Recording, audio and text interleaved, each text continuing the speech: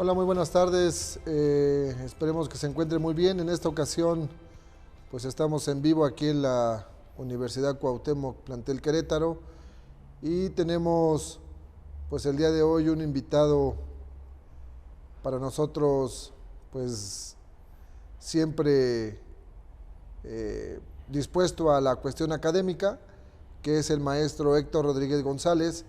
Déjenme decirles que él es egresado de la Universidad Cuauhtémoc en este plantel de las primeras generaciones.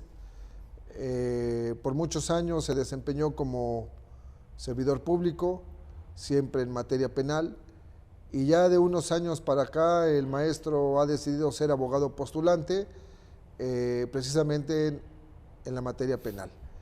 Cualquier asunto que tenga que ver con el derecho penal, el maestro Héctor Rodríguez González es un especialista y bueno, pues se pueden también contactarlo aquí en la Universidad Cuauhtémoc.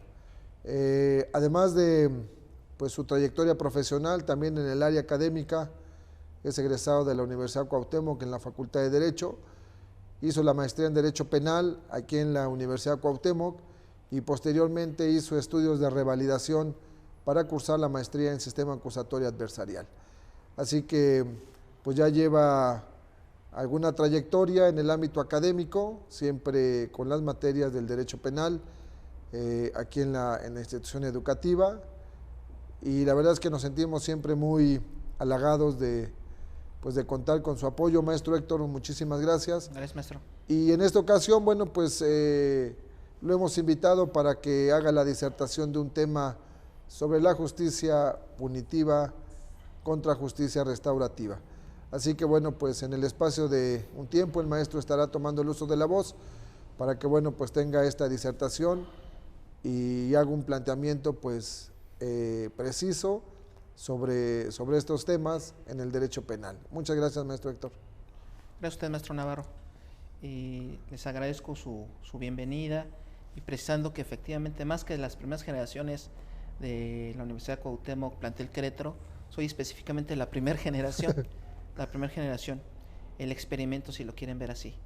Bueno, compañeros, la gente que me está escuchando, estudiantes, sociedad en general, personas interesadas, denominé esta pequeña plática justicia punitiva versus justicia restaurativa. Justicia punitiva contra justicia restaurativa. ¿De qué se trata en esta pequeña plática? Tratar de sensibilizar a los que nos estén escuchando, por lo menos, sobre la necesidad de prevenir los conflictos en materia penal, y si no se puede, solucionarlos bajo una dinámica de mecanismos legales idóneos previstos debidamente en el Código Nacional de Procedimientos Penales, con la finalidad de generar una sensación o sentimiento de seguridad colectiva, en el sentido de que no se están agudizando los conflictos penales, no se están agravando, sino que se están, repito, por un lado, previniendo y si no fuera posible, solucionando de la mejor manera. ¿Por qué justicia punitiva? El antes y el después. Antes, el contexto prácticamente en todo el país en relación a un sistema de justicia tradicional o mixto, que es justamente el sistema de justicia inmediatamente anterior a este que rige. Se habla de una justicia punitiva, el castigo, la venganza del Estado, la venganza de la víctima, la cárcel, como medios efectivos para concientizar al delincuente, a la persona que tuvo conflicto con la ley, sobre su error y sobre el daño ocasionado socialmente. El nuevo esquema es justicia restaurativa, lo que ya no se vincula al sistema tradicional o mixto, ahora se vincula al denominado sistema de justicia penal acusatoria adversarial, que sabemos en Querétaro ha estado vigente desde junio del 2014 y específicamente en el Distrito Judicial de Querétaro desde mayo de 2016. Eminentemente esta situación que planteo de justicia punitiva anteriormente y justicia restaurativa actualmente es una cuestión cultural. Ustedes saben que la cultura es diferente de la educación. La cultura tiene que ver con las tradiciones, con las costumbres, con las creencias de una comunidad establecida en un territorio determinado. Una cuestión cultural la vamos a enfocar en diferentes actores: la sociedad misma, la policía, el Ministerio Público, los defensores y los jueces. Todo esto en un contexto del ejercicio del derecho penal, del derecho procesal penal. Antes, ¿sí?, la sociedad estaba acostumbrada, los integrantes de la sociedad estaban acostumbrados precisamente al castigo, a la venganza, a la cárcel. No estaba acostumbrada a reparar el daño, a que se le reparara el daño como víctima, sino que querían ver al delincuente en la cárcel como primer objetivo. No les interesaba conciliar los intereses entre víctima y victimario para que en un futuro se respeten, sino que querían ver a la persona en la cárcel. Por ejemplo, tratándose de delitos de incumplimiento de las obligaciones de asistencia familiar, el conflicto era, bueno, ¿cómo puedo yo suministrar lo necesario si me tienes en la cárcel? ¿Verdad? ¿Cómo te puedo reparar el daño si me tienes en la cárcel? ¿Sí? Desde el ámbito de la policía, y no voy a hablar del estado de Querétaro porque me voy a meter en problemas. Vamos a hablar de otros estados de la República, en donde no en todos los casos, pero sí en la mayoría, la policía municipal, estatal, federal, la que haya sido, en ocasiones no protegía el lugar de los hechos, contaminaba los indicios. Ese material sensible significativo de importancia para una investigación penal los contaminaba. No cumplía con el tema de la cadena de custodia, entendida como esa preservación de la prueba material para una mejor investigación penal en aras de un esclarecimiento de los hechos. Mucho menos había un sistema de control y registro, ahora como está regulado, aplicado a la evidencia, a los indicios, al instrumento del delito, al producto del delito, que se inicia con el hallazgo, la localización, aportación en el lugar de los hechos o del hallazgo, y que termina este sistema de control y registro cuando la autoridad competente lo ordena. Esto para la policía o era totalmente desconocido, y si lo conocían, pues no lo ejercían. Ministerio Público, ¿verdad? En ocasiones, o en muchas ocasiones, se construían declaraciones dirigidas, lo que significaba una investigación deficiente. El sentido común y la lógica indica que si un denunciante, un testigo de un hecho criminal, va a comparecer al Ministerio Público, pues tendría que exponer su conocimiento, lo que advirtió en el hecho. Alguna vez me tocó a mí en algún estado de la República ser interrogado en una agencia del Ministerio Público, y además he sido observador de esto. En el sistema anterior, los escribientes, los mecanógrafos de las agencias del Ministerio Público escribían, ¿sí? Escribían, uno no declara y sigue escribiendo. Entonces la pregunta de ¿qué están escribiendo si yo no estoy declarando nada? ¿Verdad? Eran en ocasiones declaraciones kilométricas, donde lo que realmente había dicho la víctima o un testigo era menos de la mitad de lo que estaba escrito. En esta experiencia les comento que yo fui testigo de un fraude ahí que tenía que ver con una defensa, y ya estaba hasta la descripción física del delincuente, es decir, su media afiliación, su edad, el número de expediente, y yo no recordaba esos datos. Le dije al agente del Ministerio Público, oye, yo sí recuerdo que era alto, un poco gordo, pero dice que aquí tiene ojos azules, edad, número de expediente, yo no recuerdo el número de expediente. No, pero es que es para que cuadre, ¿no? Pero ¿cómo que para que cuadre? Imagínense, a mí me citan en un juzgado, me van a interrogar sobre esta situación y yo no sé nada, o sea, voy a incurrir en contradicciones. Esa era la problemática que existía en las agencias del Ministerio Público. Declaraciones construidas. ¿Por qué? Porque al final de cuentas lo que se tomaba en cuenta los documentos, las declaraciones, se resolvía con base en un sistema de expedientes. Hablemos de los defensores, sean públicos o privados, y lo digo con todo respeto. Yo por muchos años fui defensor de oficio, defensor público, y ahora defensor privado. Pero en el nuevo sistema, hablemos con la verdad, los defensores no éramos sujetos procesales activos. Cuestionábamos a los familiares, oiga, y de esto que usted me viene a comentar el día de hoy, ¿hay testigos? ¿Tiene algún documento? ¿Sí? Sí, entonces necesito que me traiga los testigos, que me traiga los documentos, ¿sí? uno se relajaba cuando esto no debería de ser así.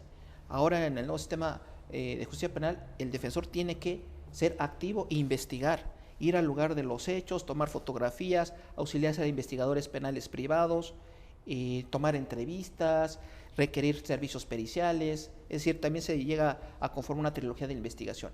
El defensor dirigiendo una investigación con los servicios periciales privados y con los investigadores penales privados. Esto no sucedía antes en el sistema de justicia mixto tradicional. Hablemos de los jueces. Los jueces en ese contexto del sistema de expedientes, pues resolvían más con documentos y menos con personas, ¿verdad? La averiguación previa, todas las diligencias que se generaban ante él, quedaban documentadas en un expediente. No conocían a los justiciables, no conocían a los intervinientes, y si los conocían eran en ciertos casos, porque en una jornada ordinaria se podían desarrollar 18 o 20 asuntos al mismo tiempo de acuerdo a la infraestructura de un juzgado del sistema mixto. Entonces, eso es no juzgar con humanidad. Pero independientemente de eso, ellos no advertían el lenguaje corporal de los justiciables. Y el lenguaje corporal de los justiciables y de cualquier interviniente en el proceso penal es muy revelador. Muy revelador si está mintiendo, si está nervioso, la seguridad con la que se conduce, ¿sí? Por eso la oralidad es un método, no solamente es el dinamismo que existe de una comunicación verbal, ¿sí? Oral, sino también significa un método para conocer información observando el lenguaje corporal de todos los intervinientes. Esto no sucedía antes. ¿En qué concluyo? En este antes, para pasar al después. Concluyo que en este antes, en el pasado de un sistema mixto, no significa que se hayan cambiado las reglas del juego, sino que es un juego diferente, hablando metafóricamente. El nuevo sistema de justicia penal exige varias competencias profesionales, no es una actividad sencilla. Competencias profesionales para que, ahora sí, la policía, los defensores, ministerios públicos o fiscales, jueces con ciertas capacidades profesionales puedan operar de la mejor manera y generar una sinergia, una operatividad sistemática en el desarrollo de la procuración y administración de justicia. Por eso es un sistema, ¿sí? ¿Qué es un sistema? Es un conjunto de elementos relacionados entre sí, organizados para un fin determinado. ¿Cuáles son los 3 fines establecidos para un sistema de justicia? La procuración de justicia, la investigación del delito, la persecución del mismo, la administración de justicia, el juzgamiento propiamente dicho, y finalmente la reinserción social, si es que ya se dictó una sentencia en contra de alguien que resultó ser responsable. Entonces, en este sistema de justicia penal, que aún se le denomina nuevo, que ya no tiene mucho de nuevo por la reforma constitucional, ya tiene sus años, se le da la bienvenida a la justicia restaurativa. Muchos piensan que esta justicia restaurativa, con ignorancia o con miedo, se han atrevido a decir que se está vendiendo la justicia, que se está negociando la justicia, cuando no es así. En realidad, el común denominador de la justicia restaurativa sí es la reparación del daño, no es el castigo, no es la cárcel.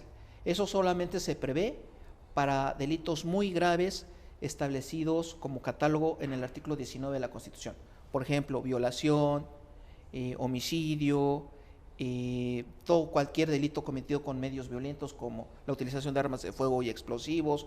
Ahora ya hubo una ampliación de este catálogo tratado de cuestión de los hidrocarburos, lo que comúnmente se conoce como los huachicoleros, relacionados también con temas de armas de fuego de uso exclusivo del ejército, entre otros.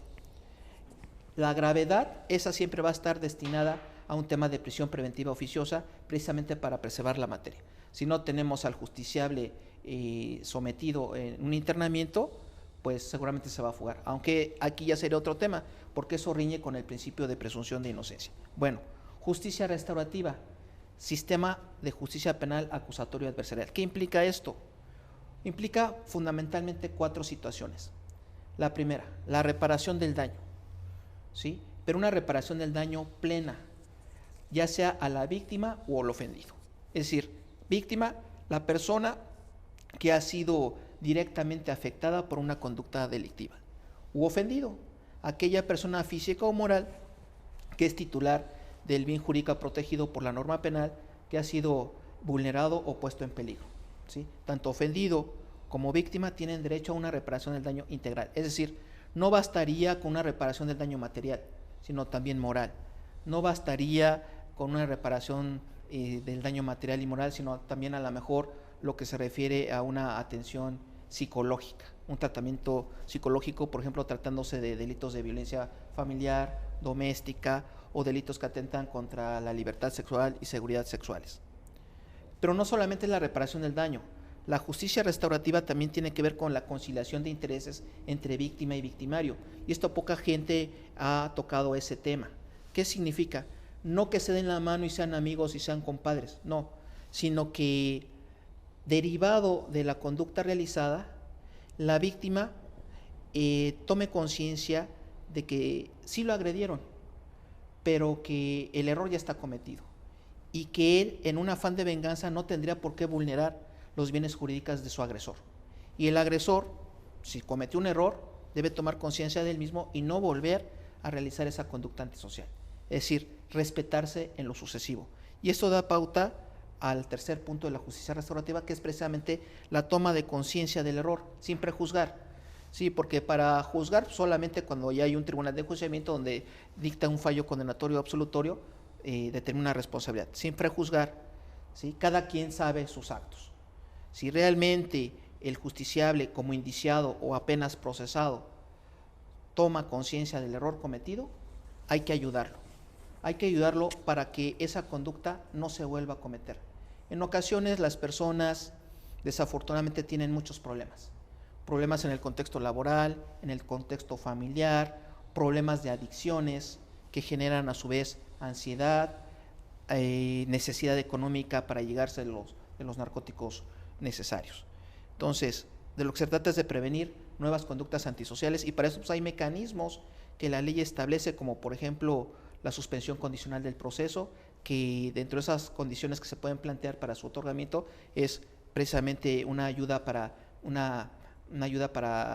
desintoxicarse, una ayuda contra las adicciones, para prevenir las adicciones, o incluso atención psicológica. Esto tiene por fin, por objetivo mayúsculo, la generación de un sentimiento de seguridad colectiva. Y eso es justamente lo que se tiene que socializar, no solamente a nivel educativo, sino a nivel familiar, comunitario. Tenemos que romper ese esquema de la venganza, de la cárcel, sangre, sino prevenir los conflictos. Sé que más de uno ha escuchado, ¿tienes problemas? No te preocupes, mira, aquí está la tarjeta, mis abogados son bien perros, con el perdón de la palabra, ¿sí? Y donde tope y no se la van a acabar. No se trata de eso, ¿sí? De lo que se trata es de elaborar estrategias para prevenir conflictos, y si no se puede, pues desde luego solucionarlos de la mejor manera. Eso sería el contexto de la justicia restaurativa. ¿Y esto cómo se realiza actualmente? A través de lo que se conoce como gestión del caso. No teoría del caso, gestión del caso, que es el análisis estratégico de un conflicto de naturaleza penal para resolverlo de mejor manera. Cuando hay un planteamiento siendo fiscal, defensor, juez, uno ya tiene que saber cuál es la mejor manera de solucionar ese conflicto. Es como un escáner mental de naturaleza penal. Es este asunto: secuestro, no hay de otra, juicio. Daños, acuerdo reparatorio, perdón. Violencia familiar, suspensión condicional del proceso. Entonces, el operador del sistema, sobre todo los que se encargan de resolver los conflictos, específicamente las partes formales, asesor jurídico, Ministerio Público, defensor, tienen que tomar conciencia de que debe realizarse este análisis legal para resolver conflicto de la mejor manera, con los mecanismos legales idóneos, que viene desde lo menos gravoso hasta lo más gravoso para los intervinientes. ¿Cuál es el orden? Perdón del ofendido, acuerdo reparatorio, suspensión condicional del proceso, procedimiento abreviado y juicio oral. Ese es el orden. Es decir, si no lo puedo arreglar con un perdón, pues me voy a un acuerdo reparatorio. Y si el asunto penal, el conflicto penal no me da para resolver con un acuerdo reparatorio, pues me voy a una suspensión condicional del proceso. Pero si esta suspensión es improcedente, pues un procedimiento abreviado. Pero si no puedo porque él no va a aceptar los hechos y dice que no cometió el delito, pues nos tenemos que ir finalmente a un juicio oral. Esa es la dinámica de una gestión del caso. Como se pueden dar cuenta, los juicios orales estarían diseñados para conductas más graves y ante la imposibilidad de solucionar los conflictos de otras maneras, de la mejor manera, de manera menos gravosa. ¿Qué es el perdón del ofendido? En términos generales sabemos que se vincula a delitos que se persiguen a petición de parte ofendida. Con el perdón del ofendido, pues podría extinguirse la acción penal, pero no nada más por convencerlo con artimañas de algunos abogados, en el sentido de otorga el perdón porque te voy a amenazar o te voy a ir peor. No.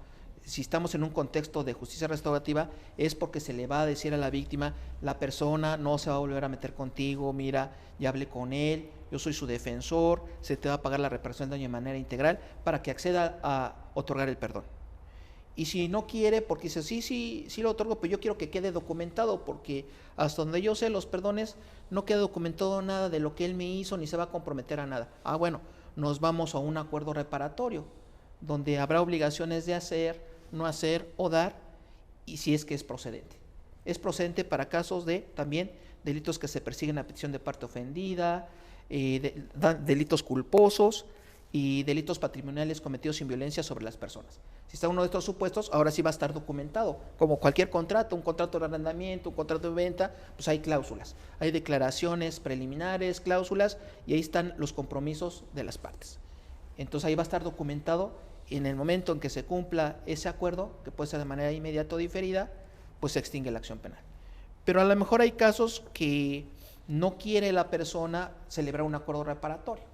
No, es que yo quiero que le den atención psicológica, yo quiero que no se acerque a mí, yo quiero que le den un tratamiento contra las adicciones. Bueno, pues nos vamos al otro mecanismo denominado suspensión condicional del proceso, también establecido en la ley, Código Nacional de Procedimientos Penales. ¿Qué consiste esto? Es un planteamiento que lo puede ejercer el Ministerio Público, la defensa, el imputado, desde luego, que contiene un plan de reparación del daño y una serie de condiciones a las que tiene que someterse el imputado, que en caso de cumplirse, pues da lugar a la extinción penal. Estas condiciones, desde luego, abona a la efectiva tutela de los derechos de la víctima. Y son variadas esas condiciones.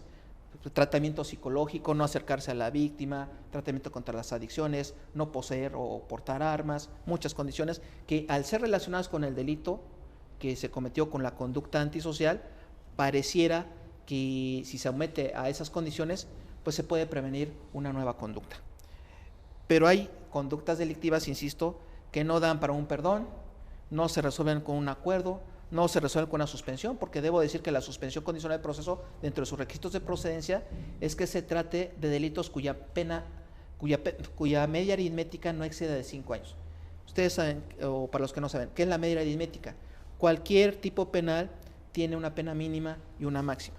La media aritmética se extrae sumando el extremo mínimo y máximo, sumándolo y dividiéndolo entre dos, o bien el mínimo dividiendo a la mitad, el máximo a la mitad y sumarlos, es lo mismo. Entonces, si se trata de un delito cuya media aritmética es superior a 5 años, pues no podemos resolver ese conflicto con la suspensión condicional del proceso. Entonces, nada más nos quedan dos: procedimiento abreviado y juicio oral. Pero el procedimiento abreviado también requiere ciertos requisitos que lo solicite el Ministerio Público, es una facultad exclusiva del Ministerio Público, aunque quiere el imputado, yo confieso, yo acepto, si el Ministerio Público dice no podemos resolver el conflicto con un procedimiento abreviado.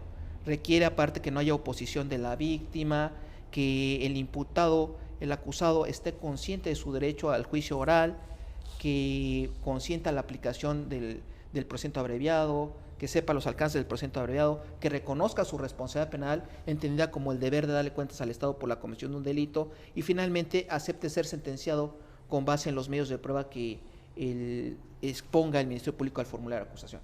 Entonces, si no se dan estos requisitos, pues no, nos tendremos que ir a juicio. O es juicio o es juicio. Entonces, si es un delito grave o no tan grave, pero no está dispuesto a aceptar su responsabilidad el justiciable, el acusado, pues nos vamos a tener que ir a juicio. Y ahí sí es otra cuestión. Ahí ya las cosas han cambiado, las personas que incriminan no tiene validez su declaración rendida ante el fiscal. Tiene que declarar de viva voz ante un tribunal de enjuiciamiento y ahí se va a ver si efectivamente dice la verdad o no dice la verdad. Los registros previos contenidos por parte de víctimas, testigos, peritos no tienen validez a menos que se ejerzan ciertas actividades de litigio como es refrescar memoria, evidenciar contradicción por omisión, superar contradicción, algunas técnicas de litigio o técnicas de litigación, pero lo que dicen los testigos, los peritos en la carpeta de investigación no tiene validez y antes sí tenía validez. Por eso les decía que los jueces resolvían bajo un sistema de documentos, bajo un sistema de expedientes. Ahora es un sistema de audiencias donde se va a escuchar y a observar todo lo que está expresando el testigo y todo lo que está revelando su lenguaje corporal. Si la víctima está llorando porque dice que fue violada, pues lo más seguro es que sí la victimizaron, porque no son lágrimas de cocodrilo, porque se ve que está en llanto al grado de que se tiene que decretar un receso de la audiencia. Pero si es una víctima que dice que la violaron entre 3, 4 y de repente el juez observa que se ríe y como que alcanza a hacerles así a los 3 inculpados que están ahí al lado del defensor, pues pareciera que esto es una incriminación injusta, un ánimo de venganza. Esto es a lo que se refiere la justicia restaurativa en un contexto de gestión del caso para resolver el problema de la mejor manera, siempre considerando los intereses entre víctima y victimario y desde luego reparando el daño de manera integral. De esto tenemos que tener conciencia todos, policía, defensores, ministerios públicos, todo. De la reparación del daño no tiene por qué salvarse nadie, ningún procesado. Oiga, écheme la mano, es que eso es lo primero, tienes que pagar. Atención psicológica, daños materiales, todo tienes que pagar para resolver el conflicto. ¿Sí? Eso es lo primero por lo que se tiene que empezar. Actividad decía que no es sencilla, que requiere competencias profesionales. En este tema de las competencias profesionales, pues saben que se destaca las siguientes, ¿no? Lo que se refiere al saber hacer, al querer hacer bien y el saber ser. ¿Qué implica esto? El saber hacer, conocimientos y experiencia. Esto se traduce en que no cualquier persona va a poder materializar la operación en un sistema, sea policía, fiscal, juez. Tiene que tener conocimientos mínimos y experiencia mínima, una preparación, ¿sí? No puede improvisar un policía, un defensor en este nuevo sistema, porque las cosas han cambiado. Hace rato dije, no cambiaron las reglas del juego, es un juego totalmente diferente, metafóricamente hablando. Querer hacer. La actitud es muy importante, la actitud del policía, del juez, de los defensores. Si empezamos con negatividades de qué delito es, homicidio, y hay señalamientos, sí, pero hay señalamientos, pero la verdad es que mi hijo no estuvo. Oiga, pero es que hay señalamientos. No, está muy difícil, yo no puedo tomar ese asunto. No, pues si así empezamos con esas actitudes, pues no vamos a brindar los resultados esperados. Si realmente están diciendo, la persona no estuvo en otro lugar, si hay señalamientos, pero hay manera de demostrar que él no estuvo en el lugar del evento al momento del mismo, pues entonces hay que tener la actitud positiva, la esperanza, ¿verdad? En ocasiones se ha establecido que la desesperanza es el peor enemigo de la justicia. Entonces, si no tenemos la esperanza, pues estamos perdidos. Hacer bien, desempeño. Hay que tratar de dar resultados efectivos. Y este desempeño con resultados positivos tiene 2 significaciones. Una en estricta, que son los resultados esperados, resultados efectivos, y otras que aun y cuando no se haya obtenido el resultado esperado, el éxito, pues que se tenga la sensación de que sí se ganó, de que se dejó el corazón ahí, ¿verdad? Porque no muchas veces se debe al ejercicio profesional un fracaso, sino que a lo mejor el asunto está politizado, asuntos de corrupción, ¿sí? Para ganar un asunto se requieren fundamentalmente 3 cosas, ¿verdad? Tener la razón, saber plantear la razón y que la autoridad conceda la razón. Y si no la concede la razón, a juez por cuestiones políticas o de corrupción. Y finalmente, la competencia profesional de saber ser. ¿Qué es el saber ser? Se traduce en 2 competencias. La competencia para compartir, transmitir conocimientos y experiencias, ¿sí? Creo que la persona que sea operadora del sistema, fiscal, juez y todo, que no sea capaz de transmitir sus experiencias y conocimientos, aparte de ser egoísta, está clausurando la posibilidad de elevar la calidad del sistema. Creo que en la medida en que se eleve la divulgación de los conocimientos y experiencia de todos los operadores, se va a elevar esa calidad y la exigibilidad en el sistema de justicia penal. He comentado a mis alumnos que, nos guste o no, hay 3 niveles para aprender. 1, escuchando y observando, no nos queda de otra. Después, haciendo bien, haciendo mal, haciendo súper bien, más o menos, no lo sé. Y después enseñando. ¿Por qué? Porque al momento de enseñar uno se retroalimenta, vienen preguntas, vienen dudas, uno investiga y es la mejor manera. Sería una irresponsabilidad enseñar cuando no se ha estudiado una teoría que se trata de explicar. También sería una irresponsabilidad compartir una buena práctica si no se ha experimentado esa buena práctica.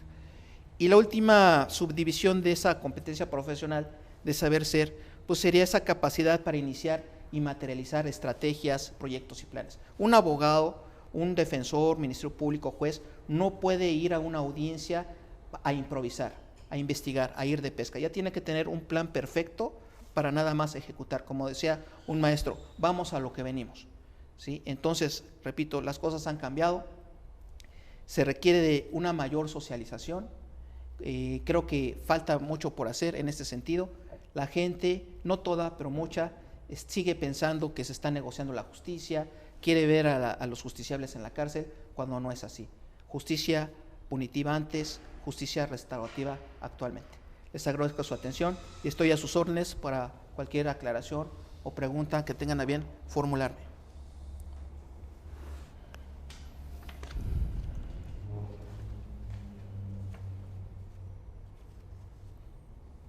Maestro. Sí, maestro. ¿Cuánto tiempo considera que es necesario para que se consolide el nuevo sistema acusatorio adversarial? Mire, pregunta Claudia. Una pregunta interesante y muy lógica, ¿verdad? Quienes conocen ya con vasta experiencia del sistema de justicia penal acusatorio adversarial indican que un paradigma viejo con un paradigma nuevo siempre tienden a coexistir, porque hay inercias en los comportamientos antiguos que tienden a coexistir con los nuevos, pero depende mucho de los operadores. De los propios operadores depende que un paradigma viejo con un nuevo coexistan meses, años o muchos años. Ha habido países en que para que realmente se consolide el sistema de justicia penal han pasado 30 hasta 40 años, pero depende precisamente de los operadores del sistema y justamente de su preparación y de la calidad profesional. Entre mayor agudeza tenga esa preparación profesional de todos y cada uno de los operadores del sistema, pues se va a dejar viejas prácticas y se va a ir dejando de lado poco a poco a plenitud esas experiencias negativas del anterior sistema de justicia penal tradicional o mixto. Perfecto, maestro. Ricardo hace la siguiente pregunta, maestro. ¿Considera que en la actualidad ya se ha socializado lo suficiente el nuevo sistema de acusatorio adversarial? Me parece que no. Creo que no. Ha faltado difusión.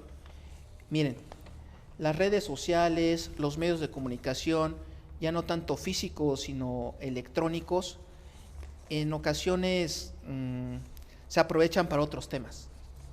Temas de mercadotecnia, temas de divulgación de crímenes, pero no temas de este tipo, de justicia restaurativa, de que las cosas han cambiado, de nuevas formas de actuar por parte de policía, jueces, ministerios públicos y defensores.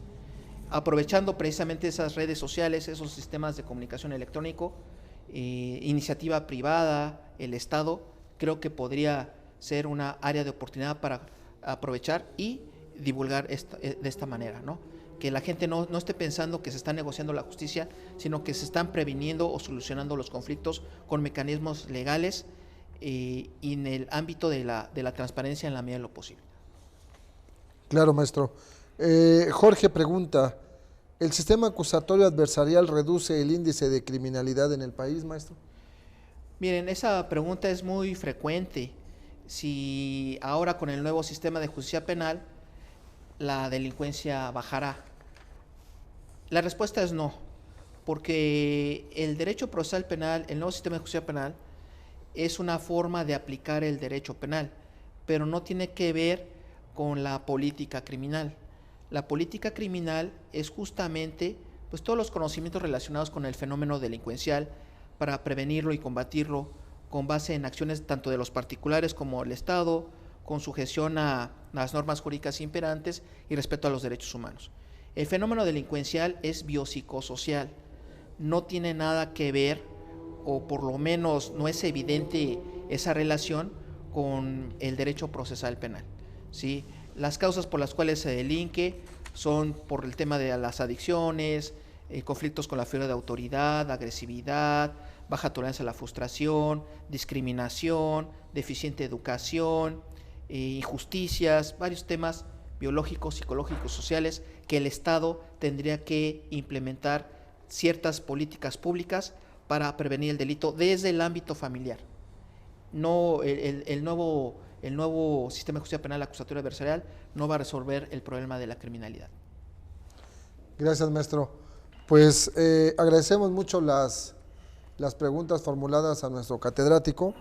Queremos pues agradecer al maestro Héctor Rodríguez González por esta majestuosa exposición y precisamente queremos hacer la invitación a todos aquellos que nos están escuchando, tanto egresados como profesionistas que quieran incursionar en una preparación, como ya lo dijo el maestro Héctor Rodríguez, en una preparación académica adecuada, que bueno, pues pidan informes en la Universidad Cuauhtémoc, en nuestras redes sociales, porque bueno, pues estamos por iniciar la nueva generación de abogados que quieran cursar la maestría en sistema acusatorio adversarial.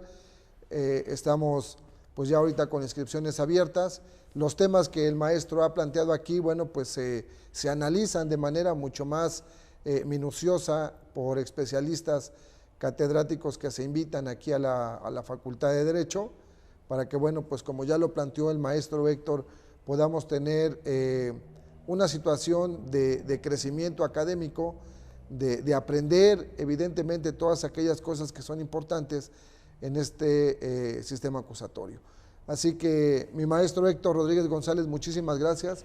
Una exposición verdaderamente brillante que nos hace de alguna manera dilucidar el asunto, ¿verdad?, que tenemos hoy día, y que bueno, ojalá y a todos los que nos están escuchando les sirva, y también a la sociedad, porque esto es importante que se conozca. Muchísimas gracias, maestro Héctor. Muchas gracias por la invitación, maestro Navarro, de la Universidad Cuauhtémoc, plantel Querétaro. Les agradezco su atención y desde luego estoy a sus órdenes para cualquier situación profesional. Gracias.